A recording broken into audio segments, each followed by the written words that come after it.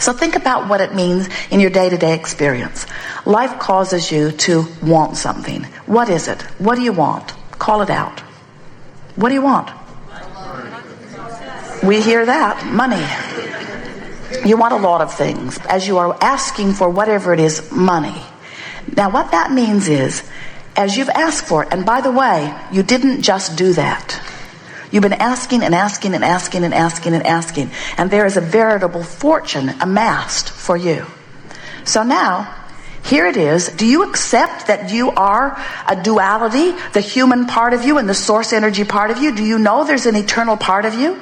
Do you accept that when you croak, we love that disrespectful word since there is no death, but do you accept that when you croak and you are no more in terms of this physical body, the worms have eaten it? We like that too. Do you accept that you still are this eternal consciousness, that you don't cease to be? So if you can just accept that, then that means you've got to accept the two parts of you. There's the eternal part of you that never ceases to be, and there's a physical part of you that is temporary. So this physical part of you and this non-physical part of you, these two parts of you have both vibrational offerings that law of attraction is responding to. And since the source energy part of you is the dominant part of you, it will always win. It will always win. Jerry and Esther went whitewater rafting with friends. There were 6 of them that went together and several other rafts full of high school wrestlers. One of the friends that they were with, their daughter said to them as they were loading into the bus, "Did you tell these guys how old you are?" If she'd gone with them, she would have been drowned early on. As they put their boats in the water, it did not occur to any of them to point the raft upstream and paddle. It was obvious that that river was going to have its way with them. And we want you to understand that this river is going to have its way with you, because you've been at it too long. You are an eternal being, and the essence of that which you are and law of attraction's response to it means that there is a constant, powerful calling of well-being toward the expanded version of you. And when you let yourself go, oh, you feel so good, and when you don't, oh, you feel so bad. And when you feel love and appreciation, you're going. When you feel despair or hatred, you're not. But do you know, and this is the most important thing that we want you to hear, if you are feeling despair, you can't all of a sudden, just because you want to or because somebody says you should, begin feeling love and appreciation. You can't switch your vibrational frequencies that rapidly. But you can change them gradually. And what we want you to get the sense of as you contemplate this fast-moving river that is taking you toward the eternal unfolding of that which you are, is that even if you are in despair, when you let go of the oars, the river will turn you. And when the river turns you, you're going to feel relief. Relief is the key word. Now, if you're in despair, the relief you're going to feel is revenge. And there are a lot of people that would say it is very inappropriate for you to get into the revenge mode. But you just got to tell them, if they really want to hear you, that revenge must be the right direction for you because you felt relief when you found it. Revenge felt far better than the powerlessness that you felt before, didn't it? Now, we understand that you don't want your friends to get in the revenge mode. They become problematic. They were a lot less trouble when they were depressed. They just stayed in their room. But if you really cared about your friend, or if you really care about you and you are depressed, you will welcome the revenge mode. And we would welcome it every time, because revenge is downstream from disempowerment. And that's why, if you really want to know why you got so many terrorists, why you got so many mass murders, you get somebody boxed into a corner where you have convinced them that they have no power, and all of their natural resources, who know that they have power, will call them forward. And the first step from powerlessness is revenge. Now, hopefully, you'll keep going through revenge before you act on it. into anger, and then less anger, into frustration and overwhelmment. And by the time you reach that area, you can find a piece of hope. And once you can find a piece of hope, you can move quickly into the better feeling emotions. But we don't want you to focus too much on any of those emotions, even though we've gone to great trouble to find names for all of them. We want you to decide today that all of your power is here and now. And you really only have two choices. And the choices are, I can feel worse or better. That's it. I can find something that gives me a little relief, or I can find something that gives me a little opposite of relief. But those are the only choices. If I am feeling terrible, I don't have the choice of feeling terrible or wonderful. You don't have that option. The frequencies are too far apart. You can't set your radio dial on 6:30 a.m. and hear what's being broadcast on 98.7 FM. The frequencies are too far apart. But you can be in despair, and you can reach for a feeling of relief and find it. And then you can feel revenge, and you can reach for a feeling of relief and find it. And you can feel true rage or hatred, and you can reach for a feeling of relief and find it. And you can feel anger, and you can reach for a feeling of relief and find it. And you can feel less anger and find less anger and less anger. Then you can find the relief of frustration, and then you can find the relief of hope. And once you find the relief of hope, then you can find the relief of believing and knowing. Then you can find the relief of love. And we want you to know that as far as we know, there is no end to the relief that we can find, because there is no end to our expansion and becoming. Life is going to cause us to continue to be more, and as beings, we have no option other than to let ourselves become it.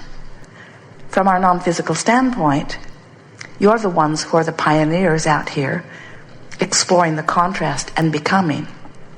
And it's very easy for us to ride your rockets, because we never got tied up in your conflict to begin with. But you, leading edge creators, who have been willing to explore the contrast, who have been willing to be the ones to evaluate the contrast, because if you don't know what you don't want, you cannot know what you do want. The expansion of the universe is dependent upon your willingness to be out here on this nitty-gritty leading edge. Do you get that? So then humans say, well, that was a dumb thing.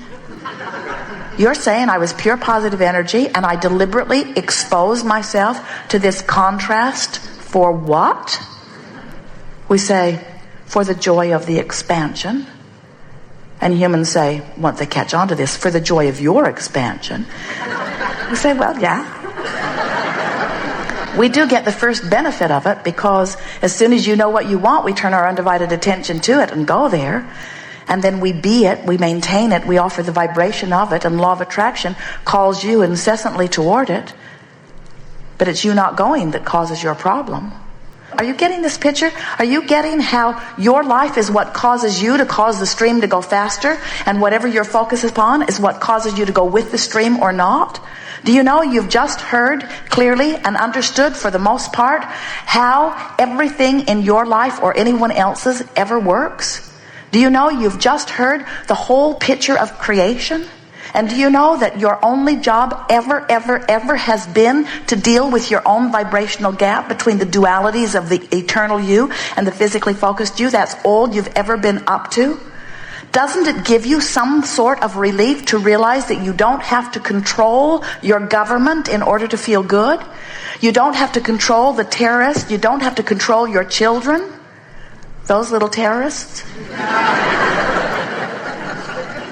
Isn't it nice to know that you don't have to try to do the impossible anymore in order to feel good? Do you know that what you have always wanted, every desire that you hold, no matter what it is, whether it's for a pile of money or a material object or a state of being or a circumstance or an event, everything that you want, no matter what it is because you believe that in the having of it you will feel better.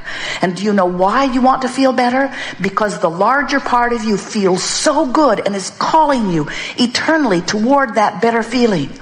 And that's why when you let yourself go, it's so easy to be pleasant, and when you don't, it's so easy to be ornery. If you saw someone in the street bleeding and writhing in pain, we know you would help them. But when you see ornery ones, especially terrorist ornery ones, you don't want to help them. You seem to want to hurt them. And what we want you to understand is the source energy of you is always calling you toward that love. And when you do other than that, you cause separation within yourself. So we know it's hard to hear. Esther said, Abraham, I'm sure I would feel better if you would agree with me that that person is wrong. I just know I would feel better. And we say, you would feel better because you're over here offering that vibration, and if you could get us to come over there and offer it with you, then there would be no discord, and it's the discord that feels so bad. But Esther, we love you very much. We said, we're not coming. Which means you've got an option. You can come or not. If you come to where we are, you will feel ever so much better. But Abraham, do you not see what I see? Not really. We do not look there with you. And the reason you are feeling so bad is because you're looking there. Look over here. Come over here. Come over here to who you really are. No. I don't want to go over there where you are. You are disgustingly happy. Because I'm sure I am right about this. I've been taught about morality and honesty and justice. I know what's right and I know what's wrong, and that's wrong. And I will never look at that is wrong and say that it is right. We're not asking you to look at something that's wrong and call it right. We're asking you to find something that's right and look at it. We're asking you to look at something that feels good and look at it. I don't want to look at something that feels good because this is what's active in my vibration. This is where I've got my attention now. And we say, we know. You have the option of coming this way or going that way. You are so free you can choose bondage. But if you want to be who you are, and if you want to feel the joy that is truly you, then you have to, little by little, orient yourself into vibrational alignment with your source. So many of our physical friends look around the world and you see so many injustices, and they just eat you up. And we want you to understand that the greatest injustice is applied to you by you.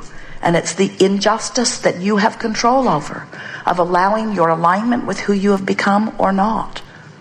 It is our desire to assist you in coming into alignment with who life has caused you to become.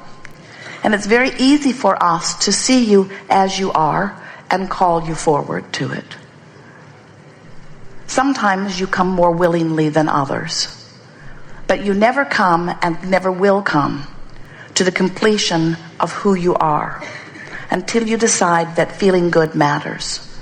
We want you to try, at least, to feel the guidance within you and acknowledge that it was a really good plan, that it was set into place so that you would know how to quantify every journey.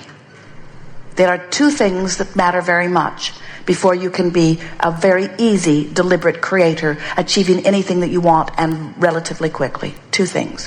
One is you have to acknowledge that it matters to you that you feel good. Because if it doesn't matter to you how you feel, then you're not going to be willing to point in the direction of the new and improved version of you. And the other is, and this is the most difficult of all, but it is certainly easily achievable. It might take you a week to get the hang of it, but you can do it. It is our absolute promise to you. You've got to get your nose out of all of their business. You've got to not mess with other people's streams. You've got to let what they want and what they're doing and the conditions that they are dealing with, you've got to let that be their business. And you must turn your undivided attention to managing your own vibrational gap. The gap between who I'm letting myself be right here, this red hot minute, based upon what I'm giving my attention to, and who my life has become through that which I lived before I was born and everything that I put into vibrational escrow sense. You are magnificent, expansive, eternally expanding, always changing, ever expanding. Did we mention that you're expanding beings?